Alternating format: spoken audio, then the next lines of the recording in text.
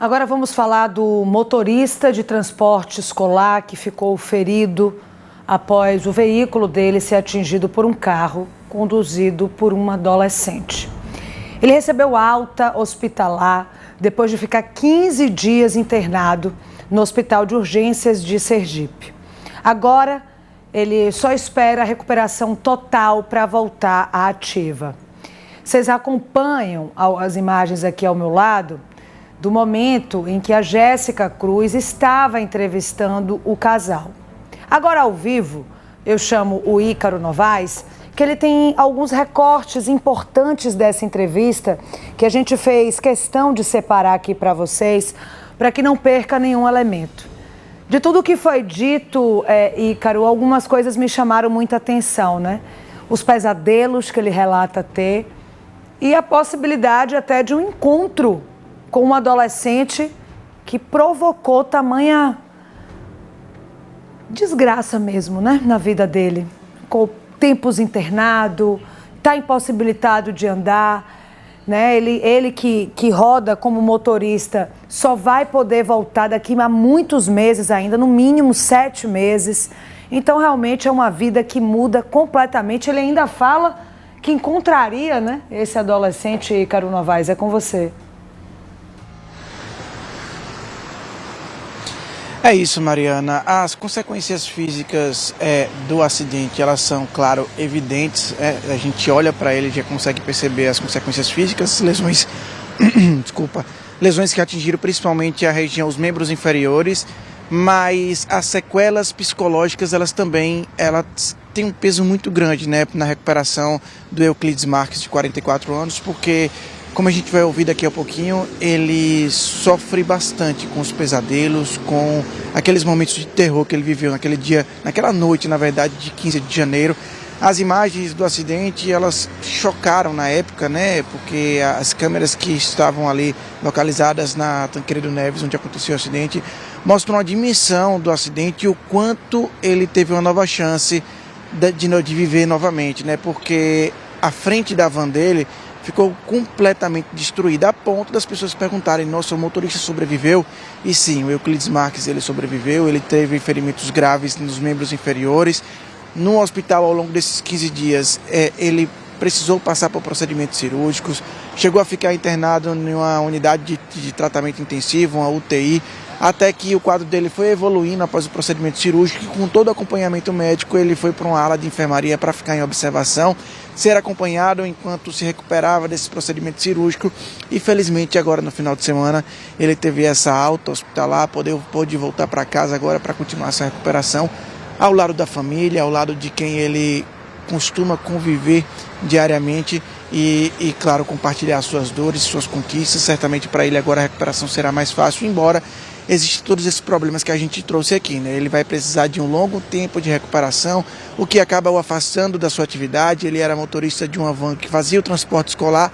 Naquele momento onde aconteceu o acidente, inclusive, era um deslocamento, né? Ele fazia o transporte noturno de estudantes universitários, quando do outro lado da avenida veio um carro invadindo aí a pista contrária, conduzido por um adolescente que não tinha a carteira nacional de habilitação e que atingiu em cheio a van do Euclides Marques.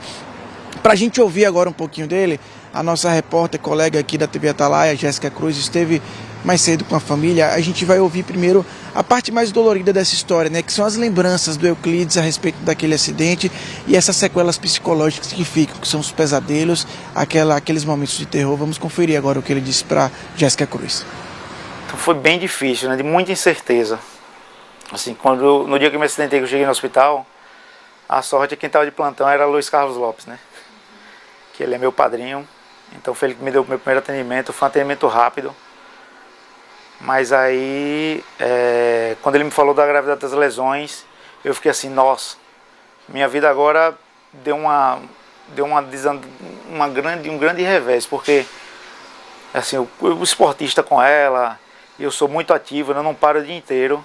Digo: meu Deus, será que eu vou conseguir voltar à minha vida? Será que eu vou conseguir? Será que não vai? E muita dor também. Fratura no fêmur, no joelho, na tíbia, e a fratura exposta no dedão, do pé. Quando ele falou isso, você... Quando eu falei, eu fiz a perna inteira. Perna inteira. Ele falou, vai ser complicado, mas vamos lá. E me levou logo para o centro cirúrgico. E aí pronto, fez a primeira cirurgia para colocar os fixadores. E com 13 dias depois, a gente fez a cirurgia definitiva, né, com placas e parafusos.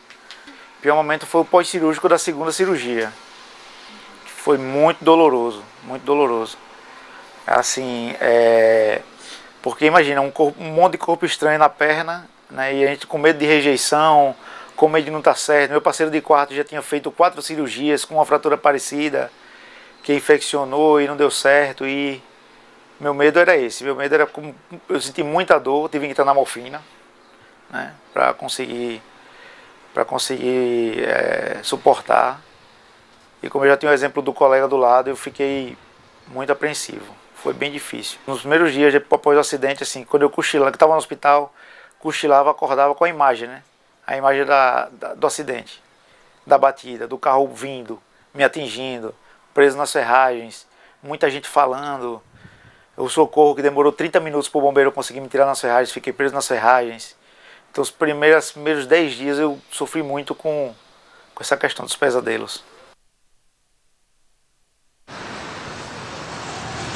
Lembranças que estão muito vivas, como disse aí o Euclides Marques, e nessa entrevista chamou a atenção, como você bem destacou aí no estúdio, Mariana, que ele tem consciência plena assim, do que aconteceu naquele dia do acidente. Ele sabe que do outro lado estava um menor em um carro esportivo em alta velocidade na via, que invadiu a pista contrária e poderia ali ter colocado um ponto final na trajetória do Euclides Marques. Então ele sabe de todas essas circunstâncias, que esse adolescente ele deixou o carro ali, não prestou qualquer socorro, ele saiu do local. Ainda assim, ele disse nessa entrevista que estaria disposto a encontrar um adolescente. Ele não fala em rancor, ele fala inclusive que, felizmente, claro, por ele estar vivo, ele é um exemplo em vida do quanto a imprudência no volante. A gente fala imprudência não só de alta velocidade, de dirigir sem CNH, mas também do uso de celular, de erros que as pessoas muitas vezes no trânsito podem achar comum, mas que na verdade representam um grande risco, às vezes para quem está do outro lado, para quem não tem nada a ver com aquele ato de imprudência de determinado condutor. Então esse é um outro ponto forte da entrevista que a gente vai ouvir agora, o momento em que ele disse que estaria disposto a encontrar o adolescente que provocou esse acidente e que essas lesões sérias também aí nos membros inferiores dele. Vamos ficar acompanhando. Um adolescente, o pai entrega um Audi, um carro esportivo, na mão de um menino, de uma criança, né, que não responde criminalmente. Porque em vez de responder, vamos supor, uma tentativa de homicídio, sei lá, ele vai responder como um menor infrator, uma infração, ele cometeu infração. E não foi infração, né? Ele não me matou por sorte, Deus botou a mão ali, né? Mas se fosse o carro pequeno que vinha atrás de mim, ele tinha matado a família inteira, né? Se ele tivesse acertado o poste, ele tinha morrido, né? Então fica uma sensação de que eu nunca tive sensação de revolta, graças a Deus, né? Nunca tive sensação de revolta, de que eu quero me vingar, de que eu quero isso, que eu quero aquilo, não. Mas de que as pessoas põem a mão na consciência e que cada um tem seu momento de desenvolvimento, né? Poxa, qual é a idade para dirigir? É 18 anos. Então, que seja 18 anos quando você tem responsabilidades, você tire sua habilitação, que você seja treinado para isso. É a mesma coisa de eu dar um revólver carregado a uma criança de 5 anos e dizer assim, tá, puxa esse gatilho aqui que é bonitinho. Eu pegar um carro e dar uma pessoa não habilitada, menor de idade, para ele estar fazendo besteira por aí, né? É assim, eu só queria que houvesse um pouco mais de... Eu sei que é impossível fazer fiscalização na cidade grande, uma fiscalização intensa em relação a isso, mas que partisse de casa, né? Um não sempre é bem-vindo para as crianças. Né? Eu não guardo ressentimento, não guardo rancor. E eu acho que se ele viesse me visitar, se ele tivesse ido, se o pai tivesse pegado ele e dissesse assim, não, você vai visitar agora o rapaz que você ferrou no hospital, você vai ver lá. Eu fazia questão de tirar os curativos para ele ver o ferro enfiado no osso, para ele ver o que foi que ele causou, né? E para ele repensar também no que ele poderia ter causado de maior gravidade. Eu serviria como exemplo para ele.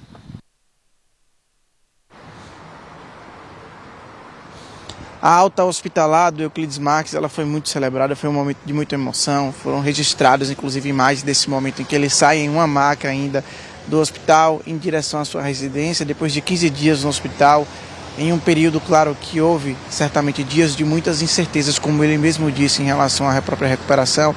E essa alta hospitalar certamente também foi um alívio muito grande para a família que acompanhou essa luta dentro da unidade hospitalar com todos esses procedimentos cirúrgicos. Portanto, a gente vai ouvir agora a Elaine Santana, que conversou também com a Jéssica Cruz mais cedo, ela falando do alívio de ter o marido de volta para casa. Vamos conferir.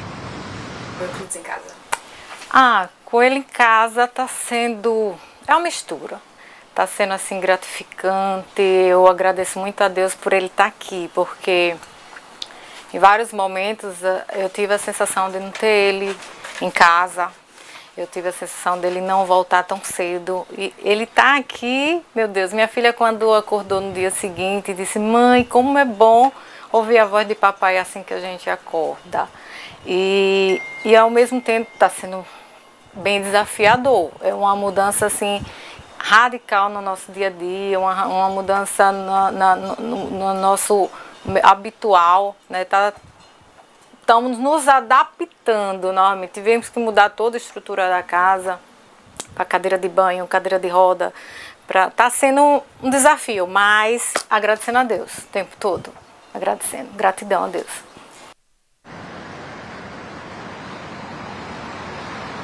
Nessa fala também da esposa do Euclides, é muito chocante quando ela recebe a notícia, né, daquele acidente, quando falam para ela: venha, é grave. E aí a gente também ouviu como é que foi aquela noite em que ela ficou sabendo do acidente. Foi desesperador.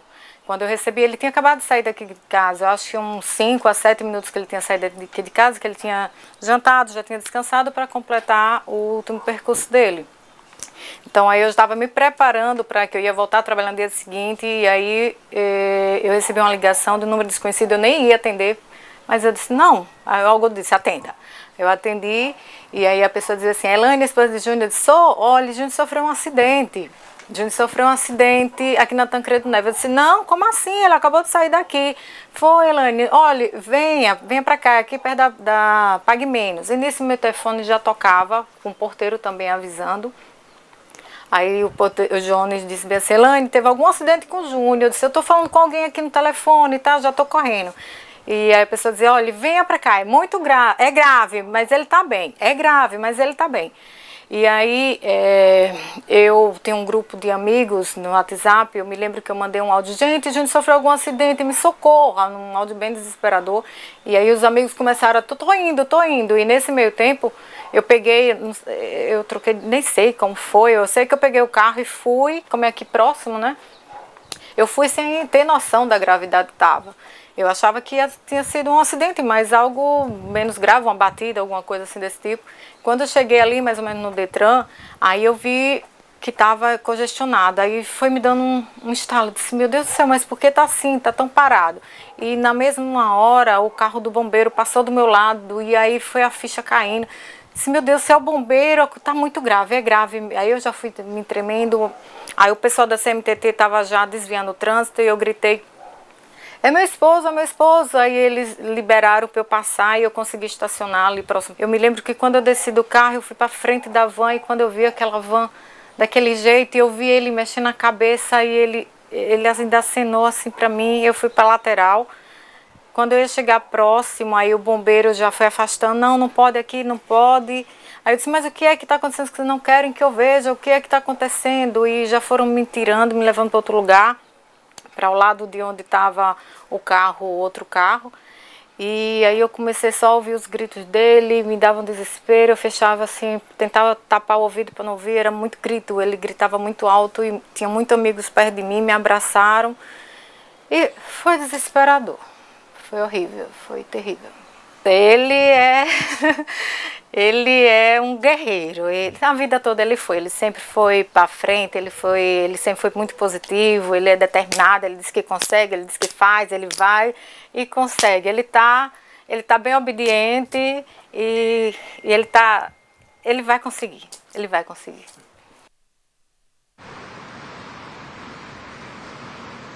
Agora a próxima missão do Euclides é iniciar o procedimento de fisioterapia devagarzinho, deve levar cerca de 6 meses para que possa inclusive voltar a dar alguns passos, a caminhar e aí sim pensar em retornar às atividades que ele trabalhava quando ele sofreu esse acidente. A gente vai estar aqui na torcida acompanhando esses passos na recuperação aí do Euclides. É com você no estúdio, Mariana.